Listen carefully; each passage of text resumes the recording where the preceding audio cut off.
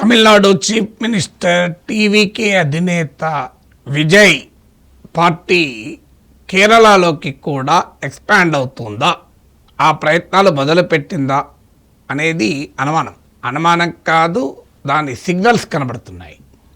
అయితే అది ఇప్పటికీ అఫీషియల్ సిగ్నల్స్ కాదు, కానీ అన్అఫీషియల్ సిగ్నల్స్ కనబడుతున్నాయి. ముఖ్యంగా మీకు వయనాడ్, పలక్కడ్ లాంటి జిల్లాల్లో already Vijay fan clubs party యాక్టివిటీని మొదలుపెట్టాయి. మీకు ఏకంగా వయనాడ్ జిల్లాలోనైతే వెంగపల్లి అనే ప్లేస్లో పెద్ద పెద్ద ఫ్లెక్సీలు ఏర్పాటు చేశారు. 2025 సెప్టెంబర్ నుంచే కాలికాడ్, ఎర్నాకుళం, మీకు మల్లపురం ఇలాంటి ప్లేసెస్లో అన్అఫీషియల్ పేజెస్ ఓపెన్ అయ్యాయి. టీవీకేది వాట్సాప్ గ్రూపులు ఏర్పాటయ్యాయి. అఫ్కోర్స్ వీటి దేనిని టీవీకే అఫీషియల్గా రికగ్నైజ్ చేయలే, కానీ యాక్టివిటీస్ అయితే మీకు టీవీకే అభిమానులుగా చెప్పుకునేవారు, విజయ్ అభిమానులుగా చెప్పుకునేవారు మొదలుపెట్టారు. దీన్ని మరి విజయ్ అంగీకరిస్తాడా, అంగీకరించడా, ఏం చేస్తారో చూడాలి. కానీ మరి విజయ్కి కేరళకు ఉన్న రిలేషన్షిప్ ఏంటి అనేది క్వశ్చన్.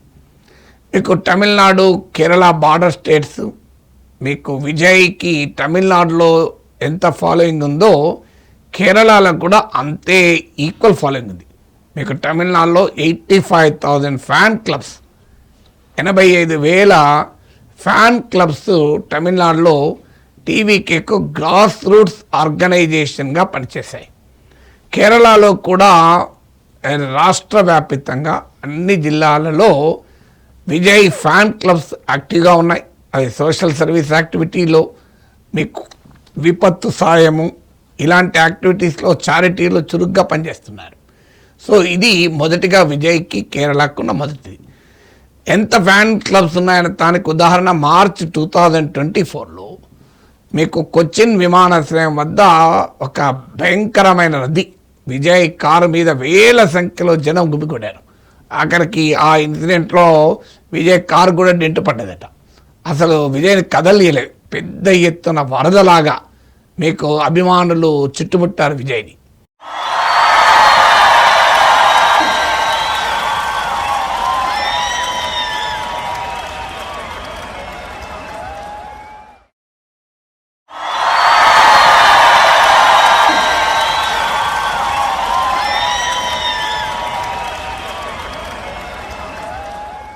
సో విజయ్కున్న ఆ ఫ్యాండమ్, అంటే తమిళనాడులో కూడా 108 సీట్స్ రావటానికి ఫ్యాండమే కారణం.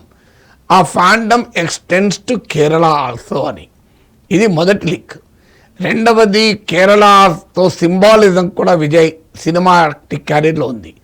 ఇప్పుడు మీకు మోహన్ లాల్, ప్రముఖ మలయాళీ నటుడు, మలయాళీ సూపర్ స్టార్ మోహన్ లాల్తో కలిసి జిల్లా అనే సినిమాలో విజయ్ నటించాడు. తేరీ అనే సినిమాలో మీకు విజయ్ ఆయన పేరులో ఉన్న జోసెఫ్ పేరుతో మలయాళీ యువకుని పాత్ర, జోసెఫ్ కురువిల్లా అనే యువకుని పాత్ర పోషించాడు. సో అందువల్ల సినిమాలో కూడా ఆ Malayali emotional sentiment Vijay honour చేస్తూ దానికి అవకాశం ఇచ్చాడు. ఎందుకంటే విజయ్ సినిమాలు తమిళనాడులో విడుదలైతే ఎంత ఫస్ట్ డే హడావుడు ఉంటుందో, కేరళలో కూడా సినిమా థియేటర్లో అంతే హడావుడు ఉంటుంది. అది గమనించినటువంటి విజయ్ మొదటి నుంచి కూడా తన సినిమాలలో మలయాళీ సింబాలిజాన్ని, మలయాళీ పేర్లను, యాక్టర్లను, ఇలాంటి వాళ్ళతో యాక్టివిటీ అని చెప్పాడు. అది రెండవది. మూడవది ఏంటంటే విజయ్ ఐడియాలజికల్ ఫ్రేమ్వర్క్. తాను బీజేపీ ఐడియాలజికల్ రైవల్ అని ప్రకటించాడు. సెక్యులరిజం, సోషల్ జస్టిస్, ఇగాలిటేరియనిజం, లౌకికవాదం, సామాజిక న్యాయం, సమానత్వం తన విధానాలని చెప్పాడు. ఈ విధానాలు కేరళ సోషో పొలిటికల్ థాట్తో కరెక్ట్గా సింక్ అవుతాయి. ఎందుకంటే కేరళలో కూడా మీకు సెంటర్ లెఫ్ట్ పాలిటిక్సే ప్రధానం. కేరళ కూడా తమిళనాడు లాగా బీజేపీని అంగీకరించేది రాష్ట్రం. అందువల్ల Vijay anti BJP political stand కేరళలో కూడా ఆ స్పేస్ను ఇస్తుంది. ఇది థర్డ్ కామనాలిటీ. ఫోర్త్, మరి ఈ పేరులోనే తమిళ్ ఉంది కదా, ఇది ఒక ఛాలెంజ్ ఉంటుంది. అది ఎలా భవిష్యత్తులో ఉంటుందో చూడాలి. కానీ డిఎంకే లాగా తమిళ్ ఐడెంటిటీ చుట్టూ టీవీకే లేదు. తమిళ్ కల్చరు, తమిళ్ సెంటిమెంట్కు విలువ ఇస్తూనే న్యూ ద్రవిడియన్ పాలిటిక్స్కు విజయ్ ఆవిష్కరించారు.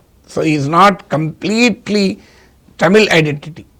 తమిళనాడులో కాస్ట్, లాంగ్వేజ్, రిలీజన్ వీటికి అతీతంగా మీకు విజయ్కి 35% అరౌండ్ ఓటింగ్ వచ్చింది. అందువల్ల ఇతర రాష్ట్రాల్లో స్ప్రెడ్ కావటానికి డిఎంకేకు లాగా ఉన్న Tamil identity, Tamil language, culture, Tamil చుట్టూ తిరిగేది ఇక్కడ విజయ్కి అడ్డంకి కాదు. విజయ్ చాలా ఫ్లెక్సిబిలిటీ, అడాప్టబిలిటీ చూపెడుతున్నాడనటానికి ఉదాహరణే ఆయన ప్రమాణ స్వీకారం. ఆయన ప్రమాణ స్వీకారంలో వందే మాతరంతో మొదలు పెట్టారు. గత సాంప్రదాయాలకు భిన్నంగా తమిళ్ సాంగ్ అయిన తమిళ రాష్ట్ర సాంగ్ అయిన లాస్ట్కు పాడారు. దీనిపైన మిత్రపక్షాల నుంచి కూడా వ్యతిరేకత వచ్చింది. వందే మాతరం కూడా 6 స్టాంజర్స్ పాడారు.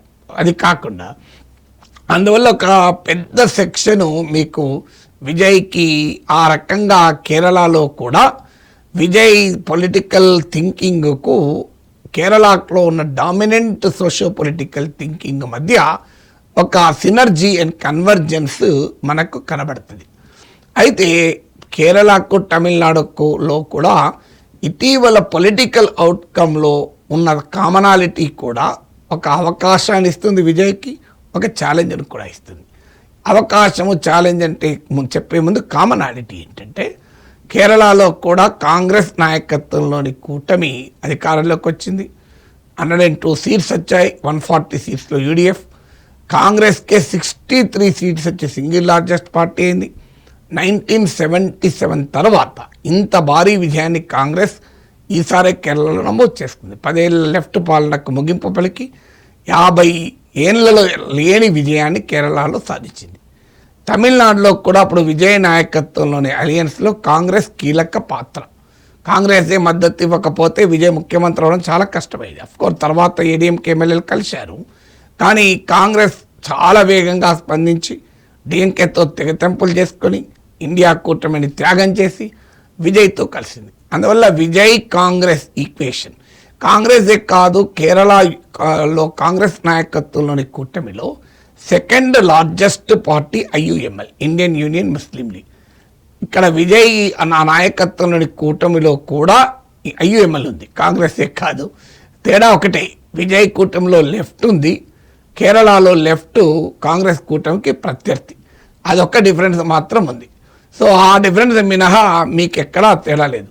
అయితే ఇదే ఛాలెంజ్ ఎందుకు, అవకాశం ఎందుకు అంటున్నానంటే, కాంగ్రెస్ పార్టీ కనుక విజయ్ కేరళలో కూడా ఎక్స్పాండ్ అయితే తమకు అది సపోర్టింగ్గా ఉంటుంది అనుకుంటే విజయ్కి అవకాశం వస్తుంది. కానీ కాంగ్రెస్ ఐఎంఎల్ కనుక విజయ్ మా స్టేట్లో ఎంటర్ అయితే మా సపోర్టర్లను కూడా లాక్కెళ్ళవచ్చు. ఎందుకంటే తమిళనాడులో కూడా జరిగింది అదే. డిఎంకే సపోర్టర్లను లాక్కున్నాడు, ఏడీఎంకే సపోర్టర్ లాక్కున్నాడు. సో మా సపోర్టర్లను కూడా లాక్కుంటే మాకు కూడా హెసరు పడుతుంది కదా అనుకునే అవకాశం కూడా ఉంది. అదే జరిగితే తమిళనాడులో రిస్క్ తీసుకొని మీకు కేరళకు ఎంటర్ అయి తమ కీలక మిత్రపక్షాలైన కాంగ్రెస్ ఐయుఎంఎల్లకు ఆ కోపం తెప్పిస్తాడా అనేది క్వశ్చన్. అయితే ఇమీడియట్గా చేయకపోయినా ఇవాళ కాంగ్రెస్ ఐయుఎంఎల్పై ఆధారపడి విజయ్ లేడు, అధికారంలోకి రావటానికి అది కీలకమయ్యారు. కానీ ఏడీఎంకేకు చెందిన 24 ఎమ్మెల్యేస్ టీవీకేకి అనుకూలంగా ఓటేశారు.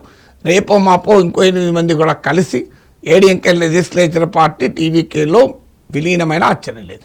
అప్పుడు కాంగ్రెస్ లెఫ్ట్ మీకు ఐఎంఎల్ మద్దతు మనగడ కీలకం కాదు, అది తర్వాత కాలంలో ఆ ఫ్లెక్సిబిలిటీ ఉంటుంది. కానీ ఇప్పుడు మాత్రం కాంగ్రెస్ మీకు ఐఎంఎల్ మద్దతు వల్లనే టీవీకే రావడం వల్ల అంత సులభంగా వారు వ్యతిరేకిస్తే కేరళలో ఎంటర్ కాలేరు. ఇక దేశంలో చాలా ప్రాంతీయ పార్టీలు ఒక రాష్ట్రంలో అపూర్వ విజయం సాధించాక ఆ వెంటనే లేదా కాస్త సమయం తీసుకొనైనా ఇతర రాష్ట్రాల్లోకి వెళ్ళాలని చూస్తారు. ఇదేం కొత్త కాదు. ఎన్టీ రామారావు భారతదేశం పార్టీ పెట్టాలని చూశారు. తెలుగుదేశం పార్టీ మీకు తమిళనాడులో కూడా తెలంగాణలో కూడా బలపడాలి ఇప్పటికీ చూస్తోంది. మీకు ఏడీఎంకే డిఎంకే కూడా సపోర్టర్లు కూడా కొంతమంది బార్డర్ ఆంధ్ర డిస్ట్రిక్ట్స్లో కొంతకాలం అప్పుడప్పుడు హల్చల్ చేసిన ఉదాహరణలు కూడా ఉన్నాయి. తృణమూల్ కాంగ్రెస్ బెంగాల్లో నుంచి అస్సాంలోకి ఎక్స్పాండ్ కావాలని ప్రయత్నించింది, గోవాలోకి వెళ్ళాలని ప్రయత్నించింది. మీకు ఆమ్ ఆద్మీ పార్టీ ఢిల్లీలో గెలిచాక పంజాబ్లో అధికారంలోకి వచ్చింది. గుజరాత్, గోవా ఇలా అనేక రాష్ట్రాలు ఎంటర్ కావాలని చూసి కొంత రిజల్ట్ కూడా తెచ్చుకుంది. So this is quite common. బీఆర్ఎస్గా మారి మేము దేశమంతా పోటీ చేస్తామంటూ కేసీఆర్ బయలుదేరారు. సో అందువల్ల రీజనల్ లీడర్స్కు ఒకసారి అపూర్వమైన విజయం వచ్చాక వాళ్ళ కాన్ఫిడెన్స్ కూడా పెరుగుతుంది. సో మేము ఇతర రాష్ట్రాలకు ఎందుకు ఎక్స్పాండ్ కాకూడదు అనే భావన మొదలవుతుంది. అందువల్ల విజయ్లో కూడా అలాంటి భావన మొదలు కాదని చెప్పలేము. కానీ అరవింద్ కేజ్రీవాల్ అనుభవం, బయటికి పార్టీకి ఎక్స్పాండ్ అవుతామని మొదలై ఢిల్లీలో ఓడిపోయాడు. తెలంగాణ దాటి ఎక్స్పాండ్ అవుతామని చేసి కేసీఆర్ తెలంగాణలో ఓడిపోయాడు. బెంగాల్ దాటి ఎక్స్పాండ్ అవుతామనుకున్న మమత బెంగాల్లో ఓడిపోయింది. సో ఈ అనుభవాల తర్వాత విజయ్ రిస్క్ తీసుకుంటాడో తెలియదు.